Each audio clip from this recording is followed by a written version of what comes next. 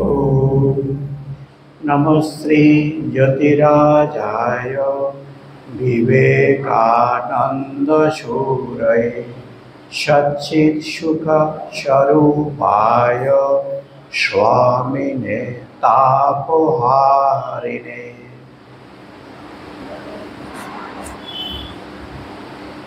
আমরা স্বামী শিষ্য সংবাদ পাঠ ও অনুধ্যান করছি। পূর্ব ক্লাসের আমাদের অষ্টম বল্লী 1897 খ্রিস্টাব্দে আমরা পড়ছিলাম। মূল বিষয় সেখানে আমরা পেয়েছিলাম যে স্বামীজি বলরাম বাবুর বাড়িতে কলিকাতায় অবস্থান করছেন এবং সেই দিন বিখ্যাত সূর্যগ্রহণ হয়েছিল। স্বামীজির যে দিনপঞ্জি সেই দিনের আমরা জানতে পেরেছি এবং স্বামীজির যে ভাবনা, অতি জাগতিক যে ঘটনাগুলো, প্রাকৃতিক ঘটনা, তার প্রতি স্বামীজির কি ভাবনা, তার কি পর্যবেক্ষণ, দৃষ্টিভঙ্গি, সেটা আমরা জানতে পেরেছি। সূর্যগ্রহণের পরে তিনি শিষ্যদের সঙ্গে কিছুক্ষণ আলোচনা করছিলেন শাস্ত্র বিষয়ক। তাতে গুরু ভক্তি, ত্যাগের মহিমা ইত্যাদি বিষয় বারবার উঠে এসেছে। উপস্থিত স্বামীজি তার উপস্থিতিতে সম্পূর্ণরূপে পরিবেশ অনুকূল, সাধকদের পক্ষে, শিষ্যদের পক্ষে তারা প্রত্যেকেই আধ্যাত্মিকভাবে ভাবিত। পরে তিনি শিষ্যদেরকে উৎসাহিত করার জন্য বেদান্ত বিষয়ক কথা তাদেরও বলতে বললেন। বিশেষত স্বামীজি শুদ্ধানন্দজিকে ধ্যানের উপরে কিছু বলতে বললেন এবং স্বামীজি তাদেরকে উৎসাহিত করলেন। তারপরে স্বামীজি শিষ্যদের জিজ্ঞাসা করছেন যে তোদের যদি কোনো জিজ্ঞাসা থাকে সেটা তোরা জিজ্ঞাসা করতে পারিস। এখানেই আজকে আমাদের আলোচনার বিষয়বস্তু এই প্রশ্নকে কেন্দ্র করে। সেটি আমাদের আধ্যাত্মিক জীবনে, আধ্যাত্মিক আমাদের শাস্ত্রে একটি গুরুত্বপূর্ণ বিষয়, ধ্যান। শুদ্ধানন্দজি স্বামীজিকে জিজ্ঞাসা করলেন, মহাশয়, ধ্যানের স্বরূপ কি? আমরা ভারতীয় সনাতন হিন্দু ধর্মের বা বৈদিক ধর্ম যদি আমরা বলি, এই ধ্যান আমাদের আধ্যাত্মিক জীবনে একটি গুরুত্বপূর্ণ ভূমিকা। যদিও আমাদের যে ধর্মীয় পরম্পরা বা দার্শনিক যে পরম্পরা, তাতে বেদান্তোক্ত ধর্মের থেকে শুরু করে ভক্তি মার্গ পর্যন্ত প্রায় সমস্ত সম্প্রদায়, সমস্ত মত, সমস্ত দার্শনিক মতের মধ্যে ধ্যান একটি গুরুত্বপূর্ণ। প্রত্যেকে নিজের নিজের মতো করে তার ব্যাখ্যা, তার গাইডলাইন দিলেও ধ্যানের বিষয়ে যখনই আসে তখন যে শাস্ত্রগ্রন্থটি আমাদের কাছে প্রামাণ্য রূপে আমরা গ্রহণ করি সেটি হচ্ছে পাতঞ্জল যোগসূত্র। স্বামী বিবেকানন্দের একটি বই আছে, খুব বইটি সকলের কাছে পরিচিত, চারটি যোগ, চারটি যোগের মধ্যে রাজযোগ। অন্য অন্য যে যোগগুলো, ভক্তি যোগ, জ্ঞান যোগ, কর্মযোগ, স্বামীজি তার অনুভূতি এবং বিভিন্ন শাস্ত্রের যে প্রামাণ্য মত আছে সেগুলোকে নিয়ে তিনি সংকলিত করেছেন, তার মতো করে উপস্থাপন করেছেন। আর যখনই রাজযোগের কথা এসেছে, আমরা দেখতে পাই যে তিনি মূলত পাতঞ্জল যোগসূত্রকে অবলম্বন করে তার মত দিয়েছেন। সাধারণত অন্যান্য আচার্যরাও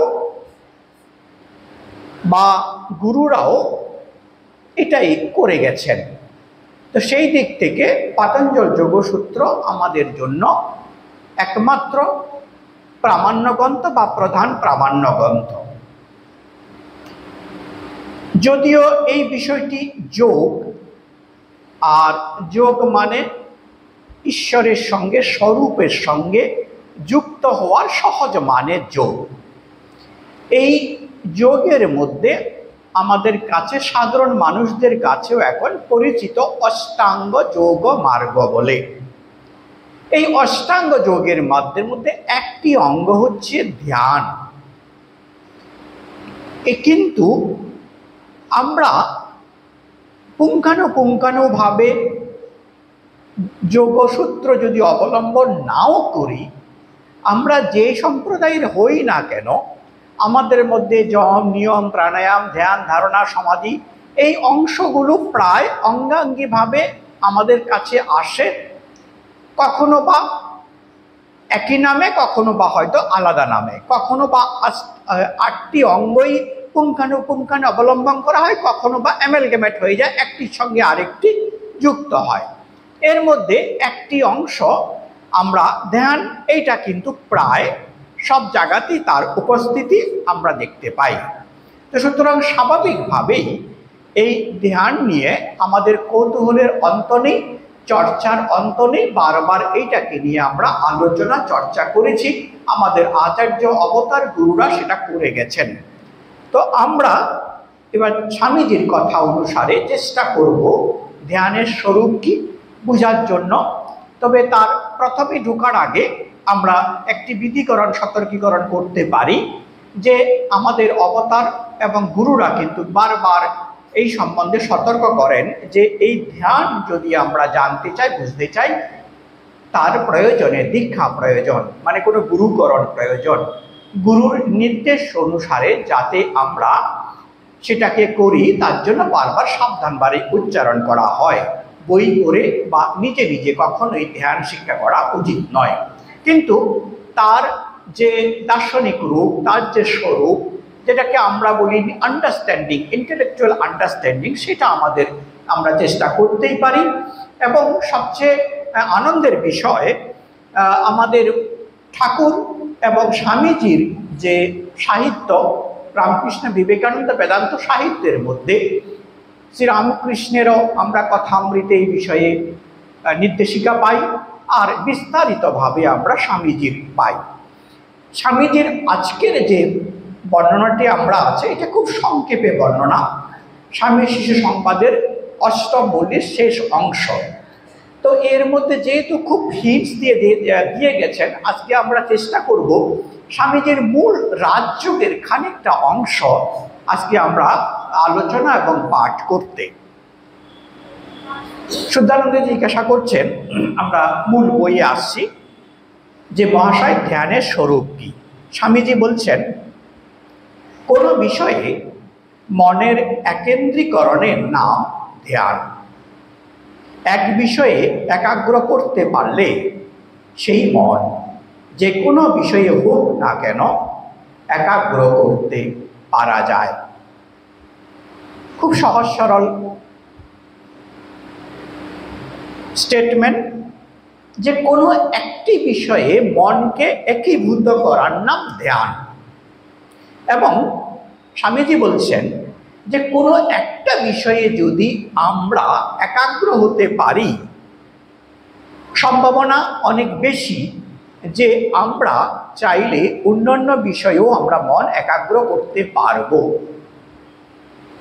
এখানে আমরা স্বামীজির জীবনীতে দেখতে পাই, স্বামীজি বলছেন যে আমার যদি কখনো পরের জন্ম হয়, আমি পড়াশোনা শেখার আগে বা জ্ঞান অর্জনের আগে আমি প্রথমে শেখার চেষ্টা করব যে মনকে কি করে একাগ্র করতে হয়।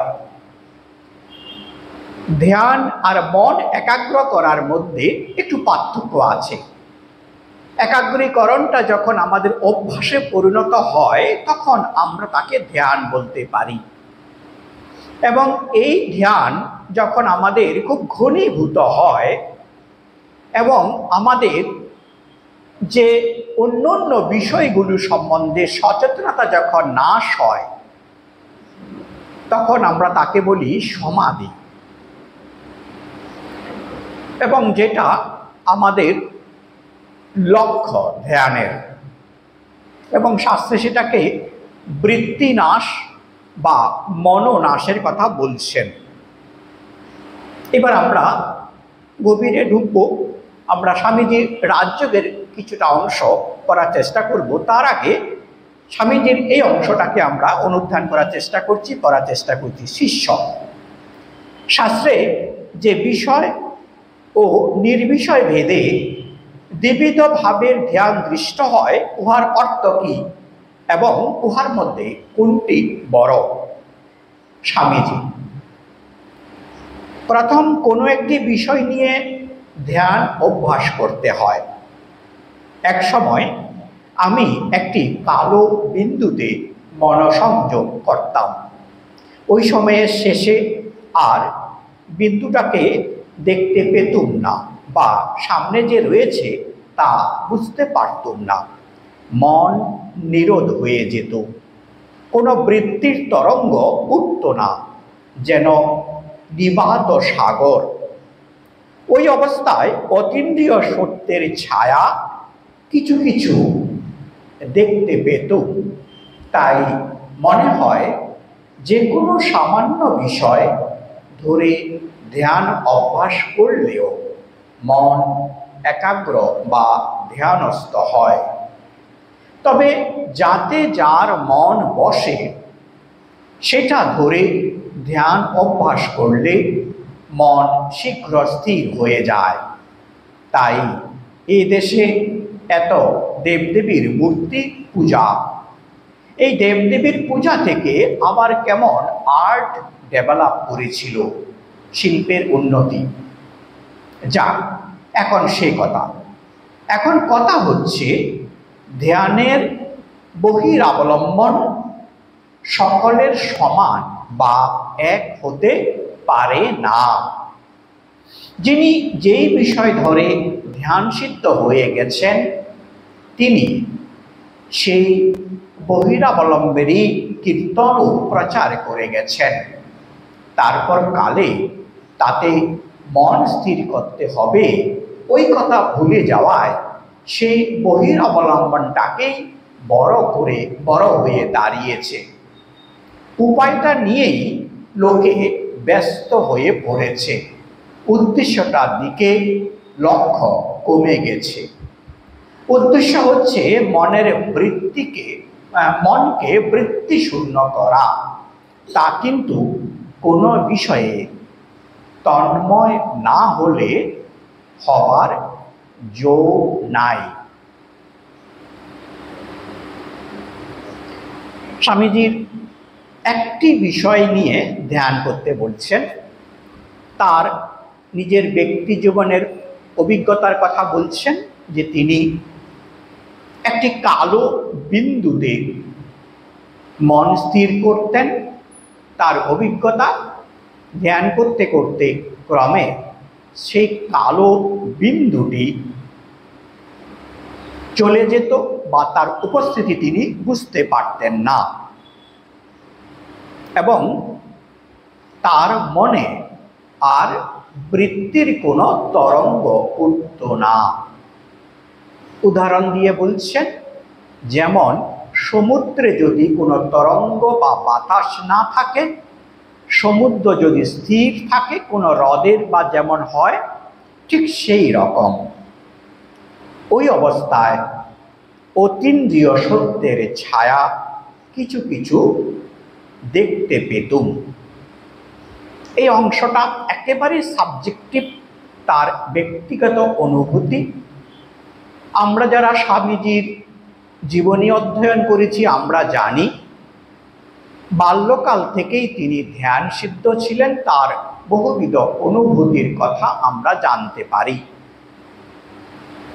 তার ভগবান বুদ্ধের দর্শনের কথা প্রথম জীবনে জানতে পারি, তার জ্যোতি দর্শনের কথা আমরা জানতে পারি।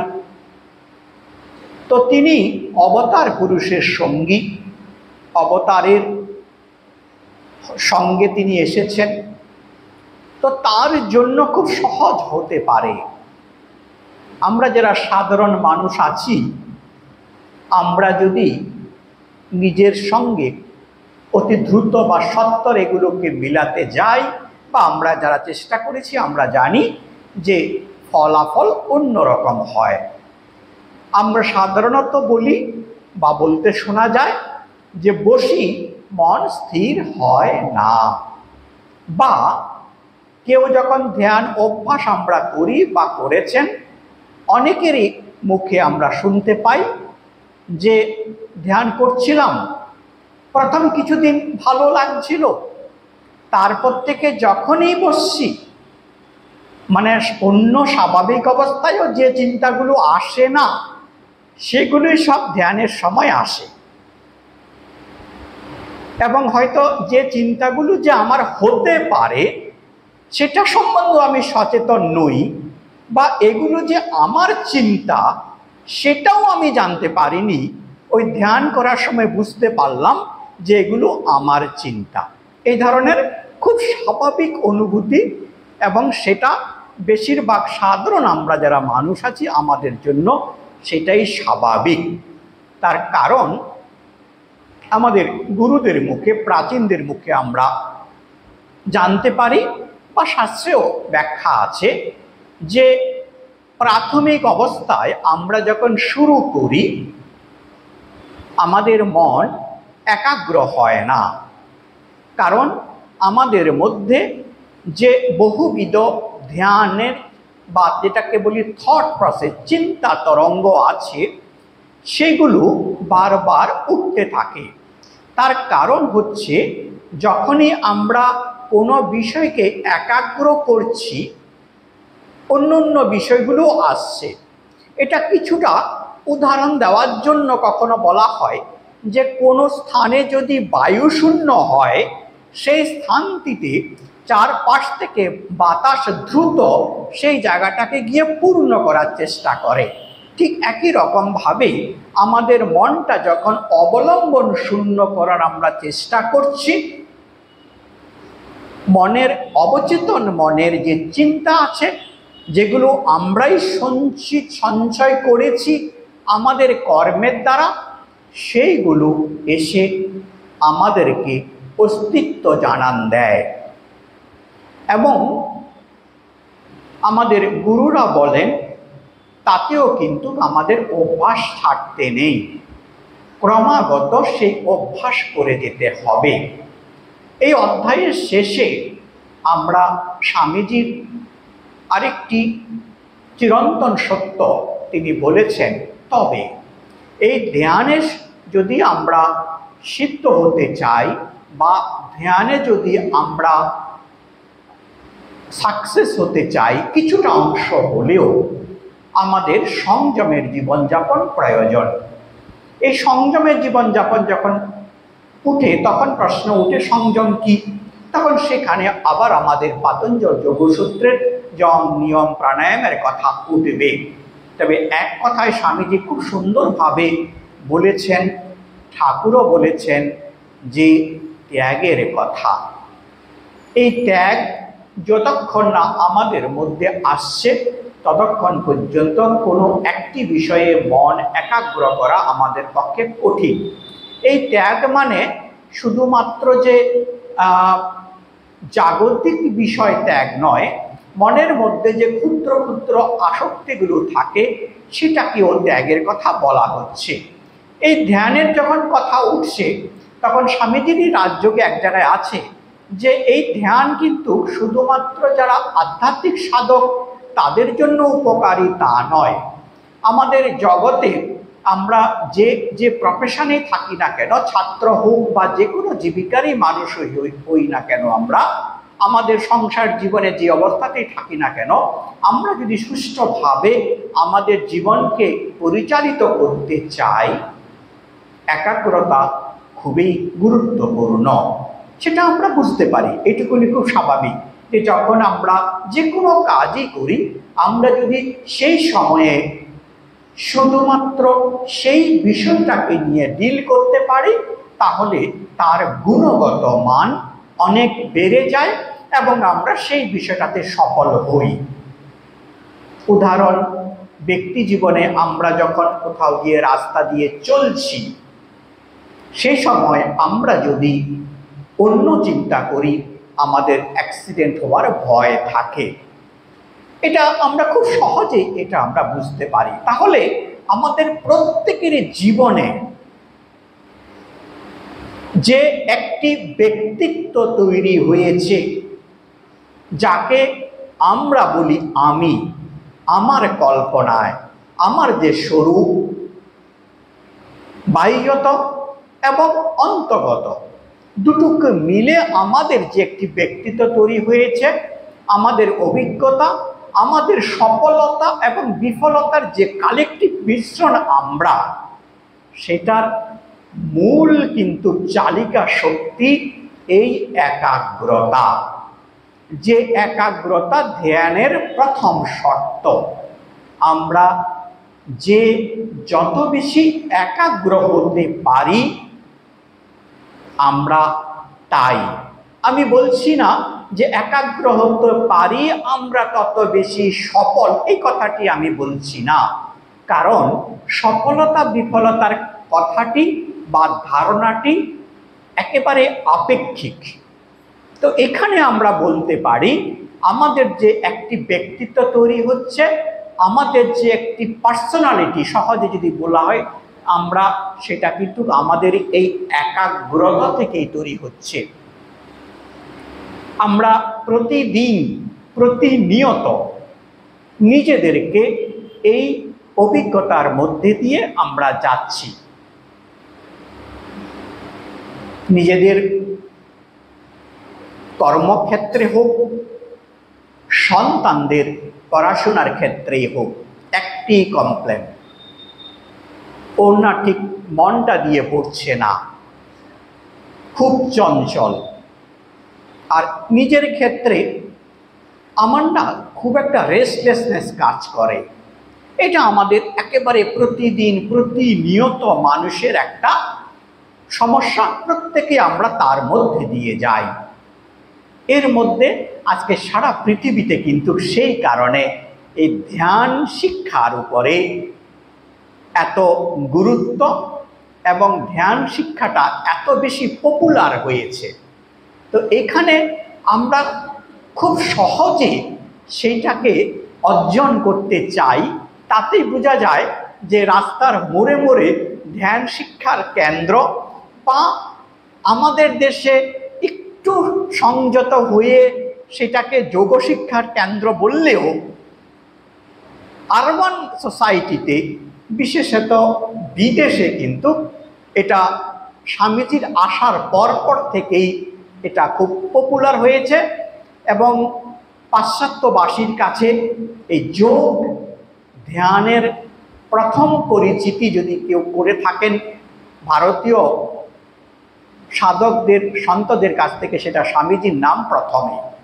তারপরে আমাদের বহু গুরুরা গেছেন, আমাদের অনেক যোগীরা গেছেন, তারা যোগ এবং ধ্যানের শিক্ষা দিয়েছেন।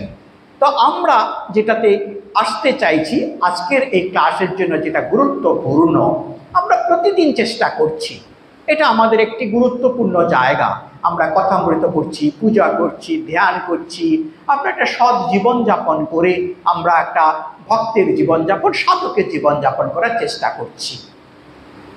এটা তো বিভিন্ন গুরু যে অনুশীলন, গুরু যে নির্দেশ দিয়েছেন তা দিয়ে করছি।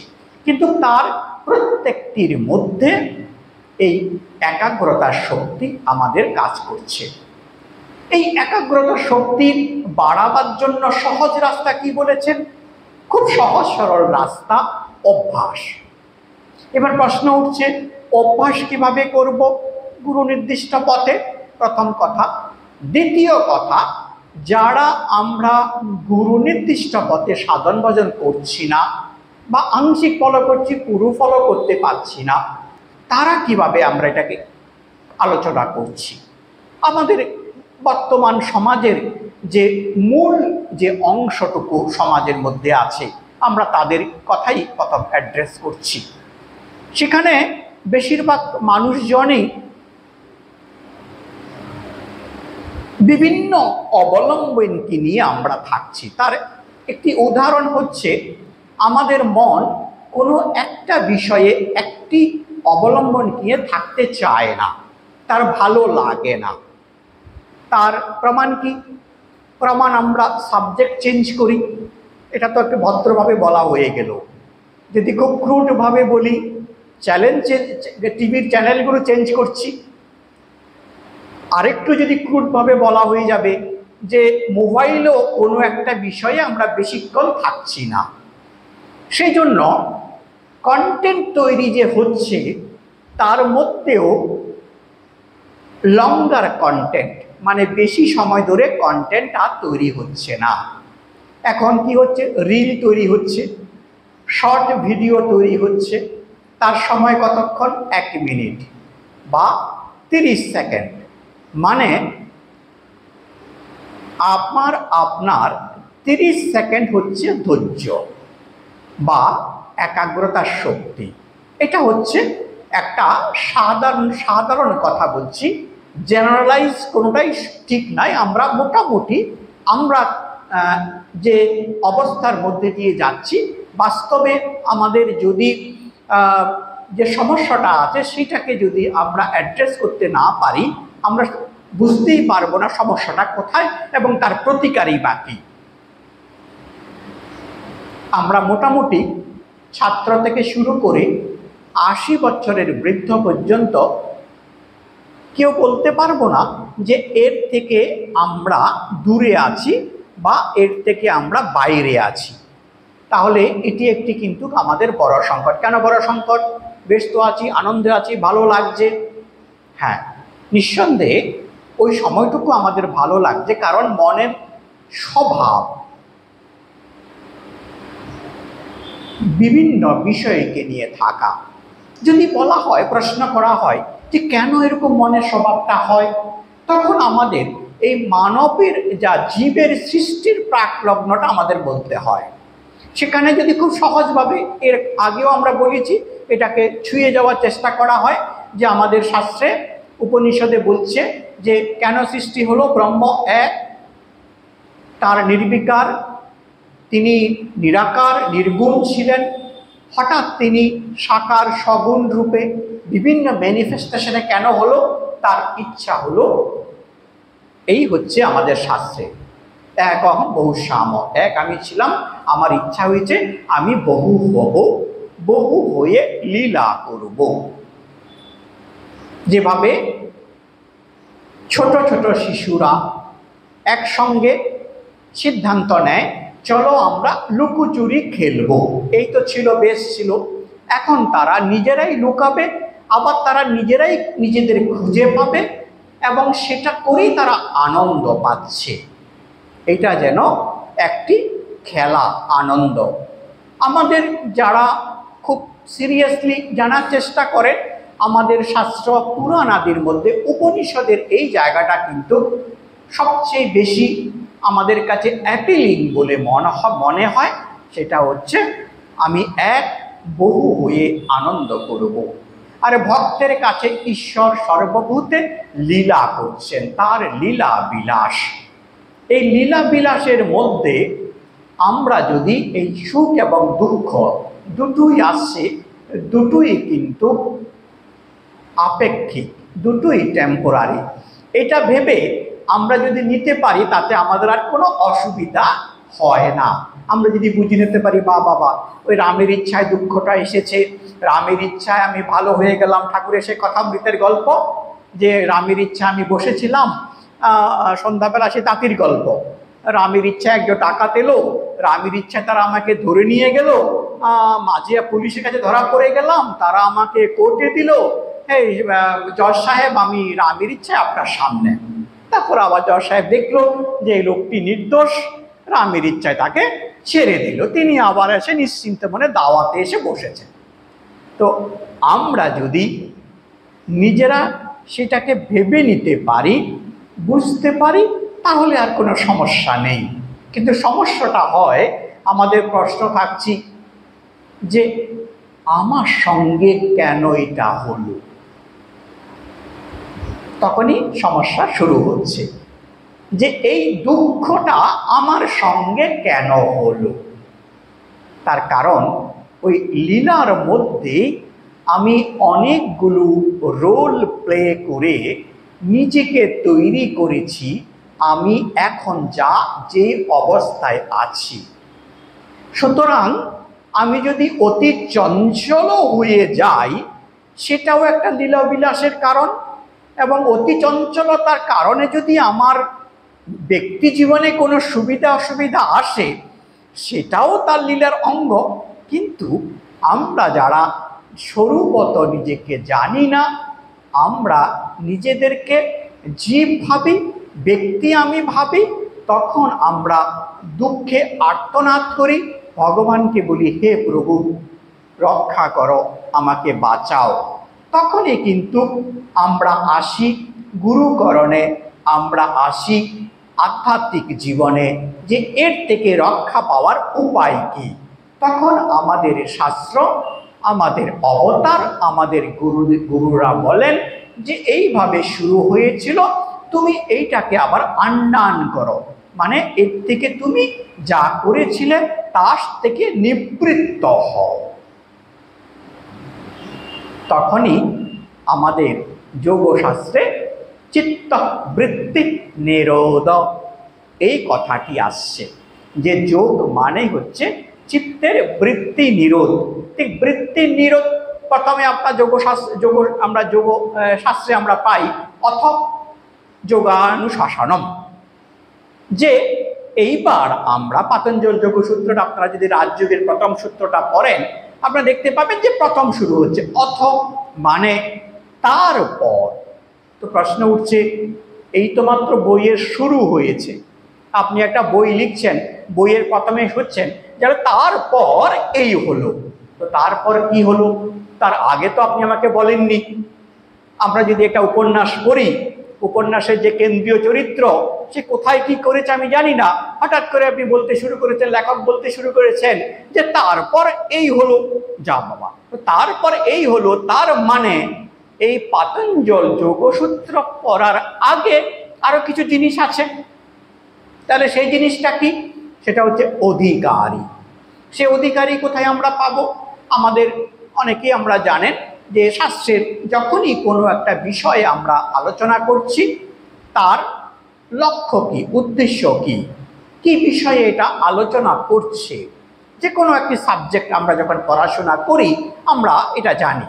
তারপরে আমরা যে বলছি যে আমি এই কোর্সটাতে ভর্তি হতে যাচ্ছি, হোয়াট ইজ মাই এলিজিবিলিটি, আমার কোয়ালিফিকেশান কি।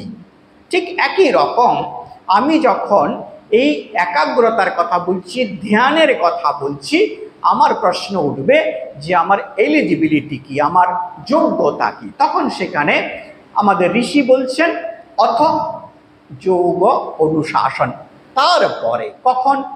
যখন সাধক মনে করবে বা জীব মনে করবে যে এইবার আমাকে এই পদ্ধতিটা অবলম্বন করতে হবে, বা এই পদ্ধতিটার প্রতি আমার আস্থা এসেছে, বিশ্বাস এসেছে, বা আমার কাছে এইটা অনেক বেশি লজিক্যাল বলে মনে হচ্ছে, তখন আমি এই সাবজেক্টটা পড়ব।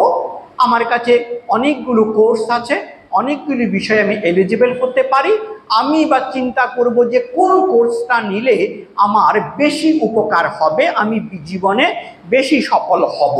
সাধারণভাবে আমরা জাগতিক বিষয়ে যেভাবে চিন্তা করি বা চলি, এখানেও তাই। আমাদের সামনে আমরা যখন এই ধ্যানের জায়গাটায় যখন আসছি, তখন আমাদেরকে এই যোগ অনুশাসনের মধ্য দিয়ে আসছে। তারপরে তার দ্বিতীয় শ্লোকে আসবে যে চিত্তবৃত্তি নিরোধের কথা। এখানে কিন্তু শুরু হয়ে গেছে অনুশাসনের কথা, চিত্তবৃত্তি নিরোধের কথা। তাহলে আমরা এইটুকুনি বুঝতে পারছি যে নীরবতার কথা, একাগ্রতার কথা আমাদের কথামৃতেও আমরা পাই, নির্জন বাসের কথা আমরা পাই, এবং ঠাকুর বলছেন যে মাঝে মধ্যে নির্জন বাস করতে হয়। সব শাস্ত্রেই তা বলছেন।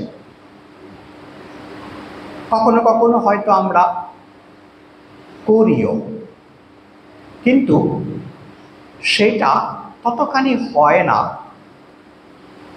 যেখানে আমরা বলতে পারবো যে এটাকে আমি অভ্যাসে পরিণত করতে পেরেছি।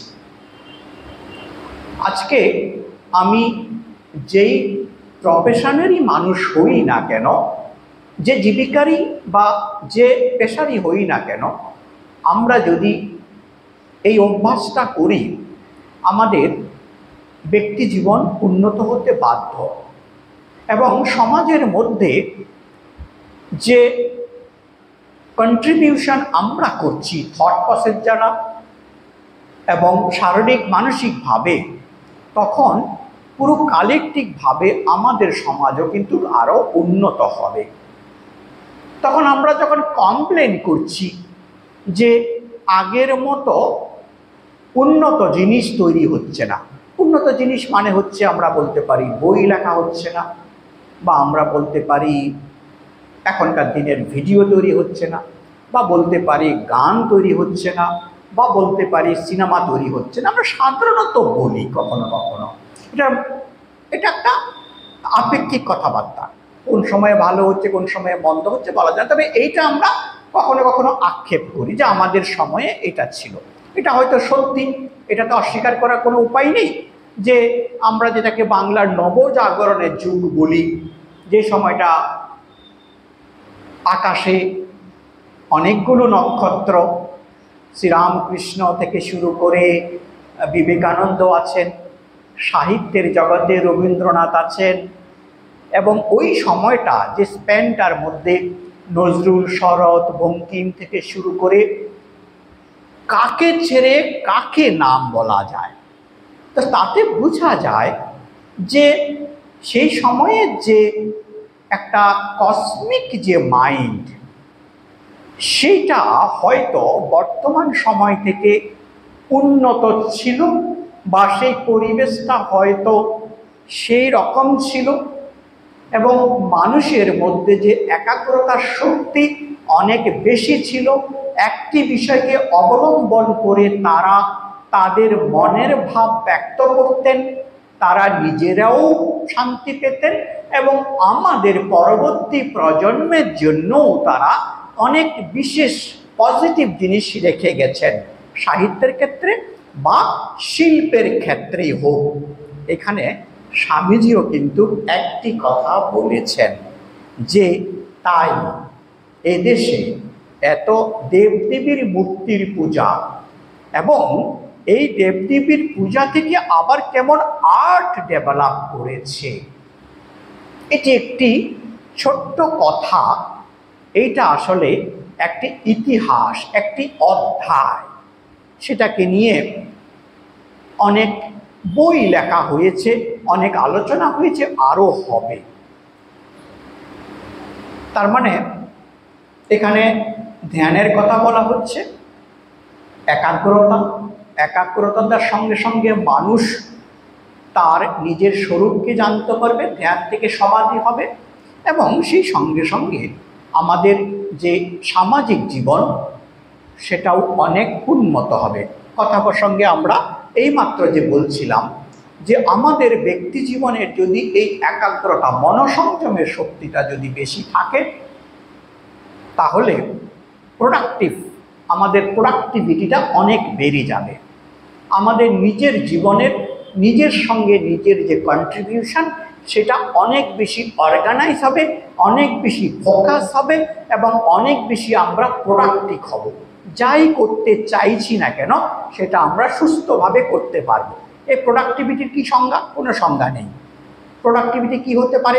একটি ছাত্র তার ভালো রেজাল্ট করছে, একজন শিল্পী যিনি গায়ক তিনি ভালো গান করছেন, একজন যিনি ভালো আঁকিয়ে তিনি অনেক বেশি ভালো আঁকছেন, যিনি কিছু করছেন না, যেমন একজন বৃদ্ধ মানুষ, তার কোনো কমপ্লেন থাকবে না, নিজেকে তিনি ভালো বুঝতে পারবেন, যা ঘটছে সেই অবস্থাটাকে তিনি মেনে নিতে পারবেন। তার যে সীমাবদ্ধতা তৈরি হয়েছে বয়সজনিত কারণে, বার্ধক্যজনিত কারণে, সেটাকে তিনি গ্রহণ করতে পারবেন। এটা কিন্তু মনের একাগ্রতার জন্য তার মনের শক্তি অনেক বেশি বেড়ে যাবে, সহজে তার পক্ষে সেটা মেনে নেওয়া সম্ভব। তাতে আমাদের ঐহিক জীবনও অনেক বেশি শান্তিময় হবে, এতে কোনো সন্দেহ নেই। এটা কিন্তু একটা বড় উপকার, একটি ক্রাইসিস, এবং সেটার একটা কিন্তু বড় উপকার হবে। যারা বয়স্করা আছেন, যা আমরা বয়সের দিকে যাচ্ছি, ধ্যানের দ্বারা সমাধি হোক না হোক সেটা অভ্যাস করব, আমরা চেষ্টা করব, আমরা প্রার্থনা করব গুরু নির্দিষ্ট পথে, সেইখানে পৌঁছানো আমাদের উদ্দেশ্য। যতদিন না হচ্ছে তাহলে কি আমাদের এই যে অনুশীলন করছি সেটা বৃথা যাবে? একেবারেই না, মহতে লাভ। প্রধান লাভ, আপনার নিজের কাউকে কমপ্লেন করবেন না নিজের কোনো সমস্যার জন্য।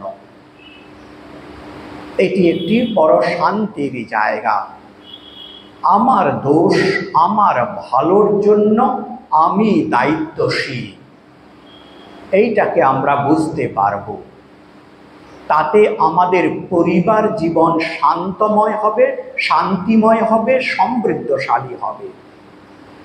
এবং তখন আমি বলছি প্রোডাক্টিভ কোয়ালিটি লাইফ আমরা লিড করতে পারব। ভগবান লাভ হোক আমাদের সকলেরই কাম্য প্রার্থনা।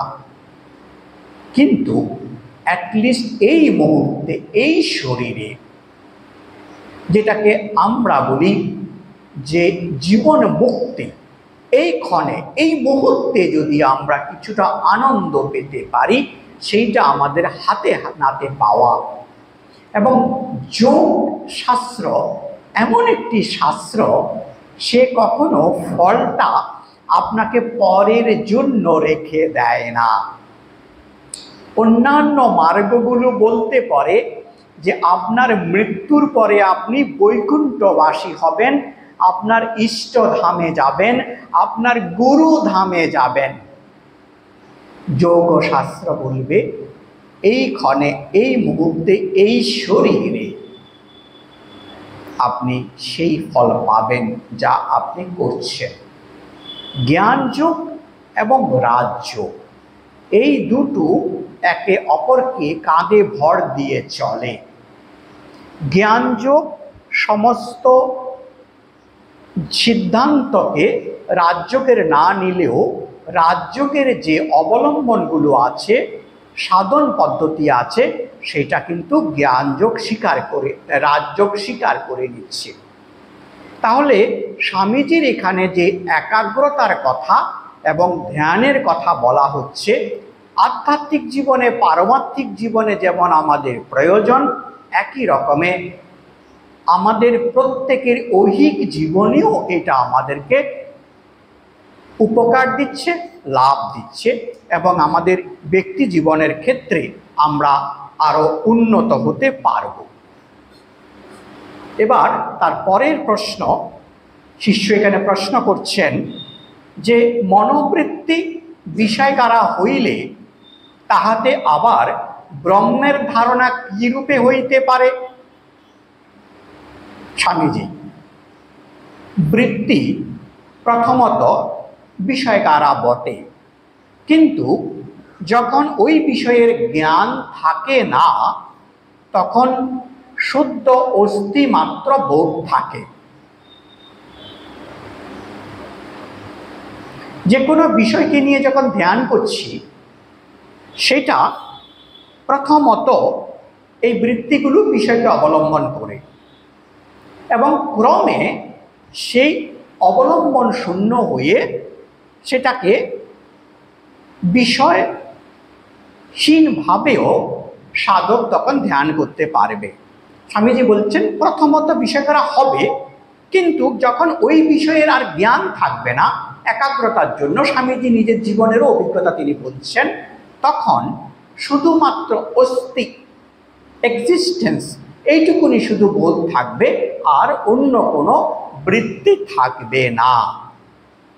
শিষ্যের পরের প্রশ্ন, মহাশয়, মনের একাগ্রতা হইলেও কামনা বাসনা উঠে কেন? স্বামীজি, ওইগুলি পূর্বের সংস্কারে হয়। আমরা আমাদের এইমাত্র আলোচনা করেছিলাম যে আমরা যা, এটা আমাদেরই সঞ্চিত, আমাদেরই কর্মের ফল। স্বামীজি বলছেন যেগুলো আমাদের পূর্বের সংস্কার। বুদ্ধদেব যখন সমাধিস্থ হতে যাচ্ছেন তখন মারের অভ্যুদ হয়।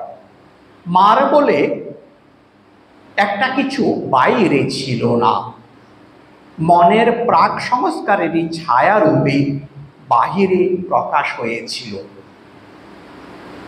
শিষ্য, তবে যে শোনা যায় সিদ্ধ হইবার পূর্বে নানা বিভীষিকা দেখা যায়, তাহা কি মনোকল্পিত?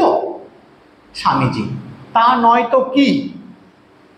সাধক অবশ্য তখন বুঝতে পারে না যে ওইগুলো তার মনেরই বহিঃপ্রকাশ, কিন্তু বাইরে কিছুই নাই।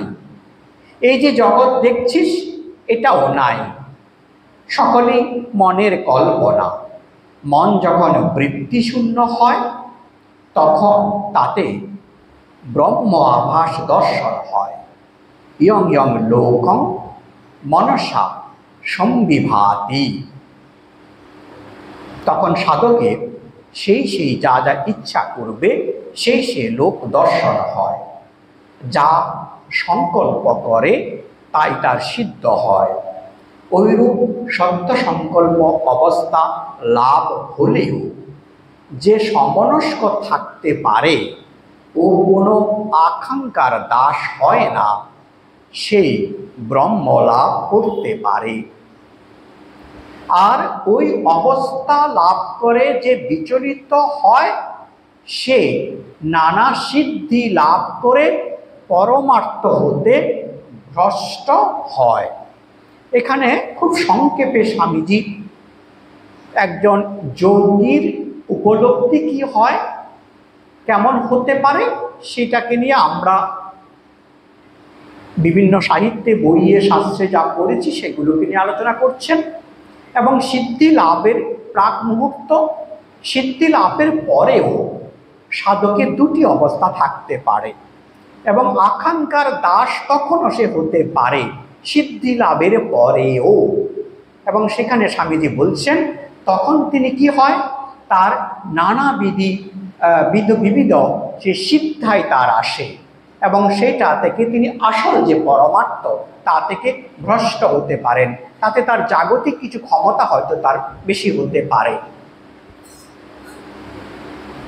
আর এখানে আমাদের জন্য গুরুত্বপূর্ণ যে আমরা বুদ্ধের জীবনীতে আমরা পাই যে তার যখন সাধনার সিদ্ধি হচ্ছে তার মারের বিভিন্ন কল্পনা আমরা বুদ্ধ চরিতে পাই। স্বামীজির বক্তব্য হচ্ছে যে এগুলো কোথাও বাইরে কিছু আসেনি। আমাদেরই সঞ্চিত কর্মফল, আমাদেরই মন, অবচেতন মন, সেটা যখন বিকার শূন্য হচ্ছে, বৃত্তি শূন্য হচ্ছে, তখন তার শেষ একটা অবস্থার সে জানান দিচ্ছে। সেই সময় সে একেবারে অল্প সময়ের মধ্যেই, যেমন মনে করুন কখনো কখনো হয় যে একটি দিন আপনি এমন যাপন করেছেন যে বিশ্রাম নিতে পারেননি, একটার পর একটা আপনি কাজ করে গেছেন বা ঘটনা ঘটে গেছে। সেটা হতে পারে ভালো, সেটা হতে পারে মন্দ ঘটনা। দিনের শেষে আপনি বলেন কি একটা দিন আজ গেল। যদি খুব মন্দ হয়, বলে কার মুখ দেখে আজকে উঠেছিলাম বলা হয়, বা কি ভেবে আজকে উঠেছিলাম, মানে কি খুব ইন্টেন্সলি অনেকগুলো ঘটনা আপনার মধ্যে দিয়ে ঘটে গেছিল, আপনার শরীর মন সেটাকে নেওয়ার জন্য প্রস্তুত ছিল না। তাতে আপনি ক্লান্ত হয়েছেন, অবসন্ন হয়েছেন, ভেঙে পড়েছেন, যদি সেটা দুঃখের হয়। আর যদি আনন্দের হয়, তাতেও কিন্তু একই রকম ঘটনা ঘটতে পারে। আনন্দটা যদি আপনার আশার মধ্যে ছিল, আপনি জানতেন, আশা করেছিলাম এটা ঘটবে, এই সুসংবাদটি আসবে, কিন্তু এমন ঘটনাও আমাদের জীবনে ঘটে যে সুসংবাদটি এসে সেটা সে কখনোই আশা করেনি। তাতেও কিন্তু সে অবসন্ন হতে পারে, তার শরীর মন প্রস্তুত না থাকতে পারে, সে ভেঙে পড়তে পারে। আমরা উদাহরণ হিসাবে কখনো কখনো পত্রপত্রিকায় দেখতে পাই, হঠাৎ করে লটারি পেয়েছে, তারপরে হার্ট অ্যাটাক হয়ে মারা গেছে। কেন? এটা তো আনন্দ, এটা তো অপেক্ষা করেছিল। আসলে এতখানি আনন্দ হয়েছে, সে আনন্দটা নেওয়ার জন্য ওনার শরীর এবং মন তৈরি ছিল না। অনেকটা একটি কম অ্যাম্পেয়ার তারের মধ্যে যদি আমি অনেক হাই ভোল্টেজ পাওয়ার দিয়ে দিই, সেটা যেমন পুড়ে যায়, অনেকটা ঠিক সেই রকম আমাদের এই যোগজ সিদ্ধির ক্ষেত্রেও এই ধরনের অনেক উপলব্ধি ঘটে। স্বামীজি সেগুলো বলছেন, বিভিন্ন বিভীষিকা তারা দেখেন, সেটাও কিন্তু ওই শেষ অবস্থার জানান দেওয়া। স্বামীজি বলছেন পরিষ্কার ভাষায় যে এগুলো কি মনোকল্পিত? নিশ্চয়ই মনোকল্পিত, বাইরে থেকে আসেনি, নিজেরই মনের সৃষ্ট, সেগুলোই আমরা দেখছি। মানে মনের শেষ যে বিষয়ে অবলম্বন করে অচেতন এবং অবচেতন মন ছিল, দুটোর পারেই যাচ্ছে আত্মা, তখন তার সেই অবস্থাটি হচ্ছে। আজকের আমরা শেষ লগ্নে এসে পড়েছি, আজকের পাঠ এবং অনুধ্যানে আর একটু অংশ আছে স্বামীজির, সেটা পড়েই আজকের অনুধ্যান আমরা শেষ করব। এই কথা বলিতে বলিতে স্বামীজি পুনঃ পুনঃ শিব শিব নাম উচ্চারণ করিতে লাগিলেন। অবশেষে আবার বলিলেন, ত্যাগ ভিন্ন, এই গভীর জীবন সমস্যার রহস্যভেদ কিছুতেই হবার নয়। ত্যাগ ত্যাগ ত্যাগ, ইহাই যেন তোদের জীবনের মূল মন্ত্র হয়। সর্বং বস্তু ভয়ান্বিতম ভূমির নৈনং বৈরাগ্যম এব অভয়ম। সমস্ত বস্তুই ভয়যুক্ত, একমাত্র বৈরাগ্য হচ্ছে অভয় দান করতে পারে। এই শ্লোকটি একটি বিখ্যাত প্রামাণ্য গ্রন্থ বৈরাগ্য শতকম, অনেকে হয়তো নাম জানেন, রাজা ভক্তিহরির লেখা। তিনি একজন বিখ্যাত সাধক ছিলেন, রাজা ছিলেন এবং বিভিন্ন বিষয়ে তিনি বই লিখেছেন। তার মধ্যে সাধকদের একটি প্রিয় গ্রন্থ বৈরাগ্য শতকম। সেখান থেকে স্বামীজি কোট করছেন।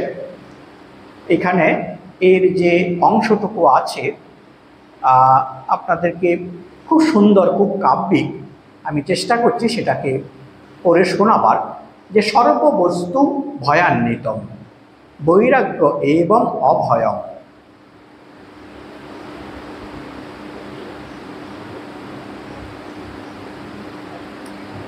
রোগে ভোগে রোগ ভয়ম, কুলে চ্যুতি ভয়ম, বৃত্তে নিপালদ ভয়ম, মনে দৈন্য ভয়ম, বলে রিপু ভয়ম, রূপে জরা ভয়ম, শাস্ত্রেবাদী ভয়ম গুণে, খালা ভয়ম কায়ে কৃতন্তাৎ ভয়ম, সর্ববস্তু ভয়ান্বিতম ভূবিলীনম বৈরাগ্যমেব অভয়ম। আমি ইন্টারনেট থেকে সংগ্রহ করেছিলাম, এর মধ্যে পাঠান্তর থাকতে পারে, তো আমাদের উদ্বোধন প্রকাশিত বৈরাগ্য শতকম বইটি আপনারা অবলম্বন করবেন। আমি তার সহজ সরল মানে অর্থটা বলার চেষ্টা করছি। ইন্দ্রিয় সুখের মধ্যে রোগের ভয় থাকবে, সামাজিক অবস্থান যেটা আমরা সম্মান, সেটা চলে যাওয়ার ভয় থাকবে।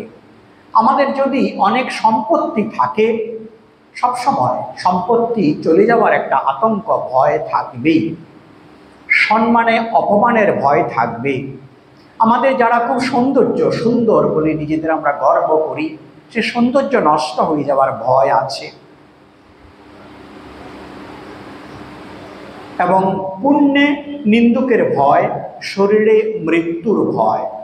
এই কবি আমাদের সমাজের বিভিন্ন অবস্থার বর্ণনা করে বলছেন যে যাই আমার থাকুক না কেন, সেটা চলে যাওয়ার ভয় থাকবে। আমাদের জীবৎকালে জীবদ্দশায় এমন কোনো অবস্থা নেই যেখানে আমরা ভয়শূন্য হয়ে বাঁচি। ভয় আমাদের জীবনের একটা যে বৃত্তি আছে, এর মধ্যে প্রধান বৃত্তি, যা আমাদেরকে ধ্বংসের দিকে নিয়ে যায়, কুরে কুরে শেষ করে দেয়। এবং আমাদের কবি বলছেন যে সমস্ত কিছুই ভয়যুক্ত। তাহলে অভয় কি? বলছে শুধুমাত্র বৈরাগ্য, বিরাগ। সমস্ত কিছুর মধ্য থেকে আমাদের অনাসক্তি, এটাই শুধুমাত্র আমাদেরকে নির্ভয় করতে পারে।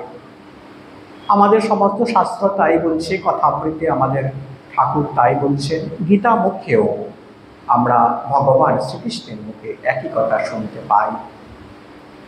রাজা ভক্তিহরি তার অপূর্ব এই গ্রন্থ, সাধকদের খুব প্রিয় বৈরাগ্য শতকম, এই বৈরাগ্য শতকমের অংশটি বিবেকানন্দ এখানে স্বামীজি উল্লেখ করেছেন। সর্বং বস্তু ভয়ান্বিতম ভূবিলীনম বৈরাগ্য এইব অভয়ম। বৈরাগ্য শুধুমাত্র অভয় দিতে পারে, আর জগতের কোনো কিছুই আমাকে অভয় দেবে না। বা বলা যেতে পারে প্রতিটা অর্জন, সেটা রূপ হতে পারে, অর্থ হতে পারে, সম্মান হতে পারে, সমস্তই চলে যাবে।